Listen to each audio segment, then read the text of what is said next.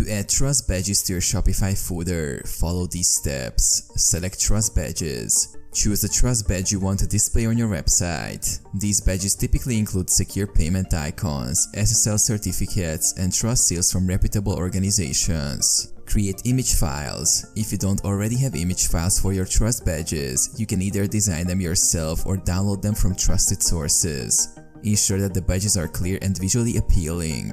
Upload badges to Shopify.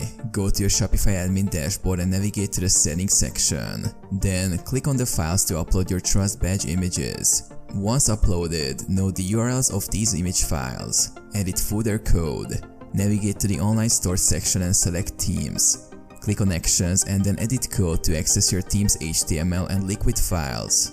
Insert badge code. Locate the footer.liquid or theme.liquid file depending on your theme structure. Insert HTML image tags with the source URLs of your trust badge images where you want them to appear in the footer. Save changes. After adding the badge code, save your changes and preview your Shopify store to ensure the badges are displaying correctly in the footer.